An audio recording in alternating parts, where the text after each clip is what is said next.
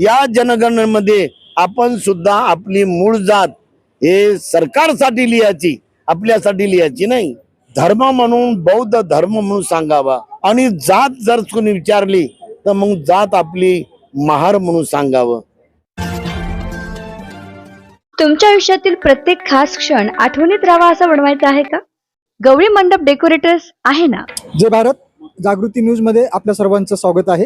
दर्शक हो, आपण बघत असाल की महाराष्ट्रामध्येच नव्हे तर संपूर्ण देशभरामध्ये एक आता जातीने जनगणना होत आहे आणि ह्या जातीने जनगणनेमध्ये बौद्धांमध्ये एक मोठा संभ्रम निर्माण झालेला आहे की त्याच्या जातीच्या कॉलममध्ये काय लिहायचं आणि धर्माच्या कॉलममध्ये काय लिहायचं. तर माझ्यासोबत आता संपूर्ण देशभराचे सुप्रसिद्ध असे भंतेजी आहेत, खेमोधम्मो. त्यांच्या पण या संदर्भामध्ये प्रतिक्रिया जाणून घेऊया, त्यांचं आपण आव्हान जाणून घेऊया, ते काय सांगतात ते बघूया. की भंतेजी, आपण बघतो की संपूर्ण देशभरामध्ये आता जातीने जनगणना सुरू आहे आणि मागच्या वेळेला लोकांनी बऱ्याच चुका केलेल्या आहेत की धर्माच्या कॉलममध्ये बौद्ध किंवा जातीच्या कॉलममध्ये निरंक, आम्ही बौद्ध आहोत, अशा पद्धतीने ते लिहिल्यामुळे बौद्धांची टक्केवारी घटली असं एक अहवाल आलेला आहे. तर आता जातीने जनगणना होते, तर तुम्ही काय सांगाल त्याबद्दल? भारतीय समाजामध्ये अनंत जाती आहेत आणि त्यामध्ये अनुसूचित जाती जमाती पण आहेत. अनुसूचित जातीला या भारतामध्ये 5000 वर्षापर्यंत कोणताच अधिकार दिलेला नव्हता. जे माणसाचे हक्क असतात, अधिकार असतात, ते परिपूर्ण नाकारले होते.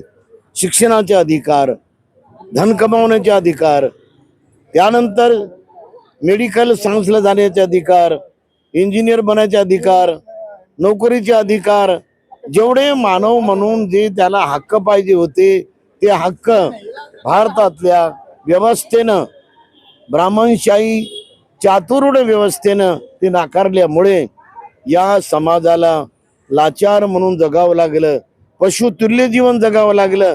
5000 वर्ष हा समाज पूर्ण गुलामीमध्ये होता आणि म्हणून 2026ची जी जनगणना आहे त्यामध्ये आपल्या प्रत्येक बौद्ध उपासक उपासिकांनी जे जनगणना करण्यासाठी येतील त्यांना आपण धर्म म्हणून बौद्ध धर्म म्हणून सांगावा किंवा बौद्ध धम्म. आणि जात जर कोणी विचारली तर मग जात आपली महार म्हणून सांगावं. कारण यामुळं आपण किती वर्ष शोषण सहन केलं, गुलामी सहन केली आणि पशुतुल्य जीवन जगलो हे मात्र सिद्ध होते आणि यामुळे आपल्याला सवलती घ्यायला हे सोपं जाते. सर्व प्रकारच्या सवलती या आपल्या पूर्ण जातीच्या नावाखाली देऊ लागलेले. कारण हे प्रत्येक जातीला ते जनगणनेमध्ये गोवल्या जात आहे, त्याचं काउंटिंग केलं जात आहे, त्याची जनगणना होत आहे. म्हणून बौद्ध धम्म आणि महार अशा प्रकारचं समीकरण आपल्या समाजानं अंमल करावं, त्याचं पालन करावं. की आता तुम्ही म्हणालात की जातीच्या कॉलममध्ये महार लिहावं आणि धर्माच्या कॉलममध्ये बौद्ध लिहावं किंवा बौद्ध धम्म लिहावं. तर मध्ये ह्याच्याने काय फायदा होणार आहे आणि नाही लिहिलं तर काय नुकसान होणार? बौद्ध धर्म म्हणल्यामुळे आपण हे हिंदू धर्मातून बुद्ध धर्मामध्ये आलो, म्हणजे आपण कन्व्हर्टेड झालो. त्यानंतर कन्व्हर्टेड इनटू बुद्धिस्ट, म्हणजे जे लोक अगोदर महार होते ते लोक हिंदू धर्माचा त्याग करून ते बौद्ध धर्मामध्ये आलेले आहेत. आता ते बौद्ध धर्म स्वीकार करून बौद्ध जीवन जगत आहेत. परंतु जातीच्या कॉलम मध्ये महार लिहिल्यामुळं आपल्याला आपण किती शोषित होतो, किती आपलं एक्सप्लॉयटेशन झालेलं आहे. 4 वर्णाच्या नावाखाली, जातीच्या नावाखाली हा अभ्यास होतो. म्हणून आपल्याला सर्व प्रकारच्या सवलती या पूर्ण जातीच्या गणनेमध्ये महार म्हणून मिळणार आहेत. याच्यात कोणती शंका कोणी घेऊ नये. आता बरेच लोक काय करतात की आम्ही बौद्ध धर्म स्वीकारला, आता कुठे जात राहिलीये, आम्ही जातीच्या कॉलम मध्ये बी बौद्धच लिहितो आणि धर्माच्या कॉलम मध्ये बौद्धच लिहितो. अशा लोकांना तुमचं काय म्हणणं आहे, काय सांगणं आहे? आपण बौद्ध धर्मामध्ये जरी आलो आणि बौद्ध धर्म जरी जात भेद किंवा जातीभेद मानत असला तरी जिथून आपण आलो कन्व्हर्टेड इनटू बुद्धिस्ट, म्हणजे आपण अगोदर हिंदू होतो.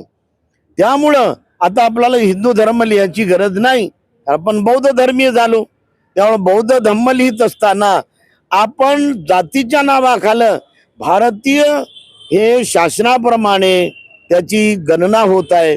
जातीच्या नावाखाली ही गणना होत असल्यामुळं या जनगणनेमध्ये आपण सुद्धा आपली मूळ जात हे सरकारसाठी लिहायची, आपल्यासाठी लिहायची नाही.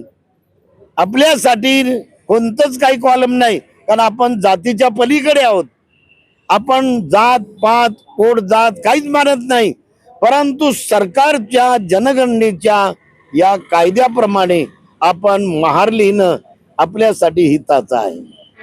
कार्यक्रम कोणताही असो आणि कितीही मोठा असो, हो, संपूर्ण महाराष्ट्रात सेवा उपलब्ध. मंडप आणि डेकोरेशनचं समाधान फक्त गवळी मंडप डेकोरेटर्स.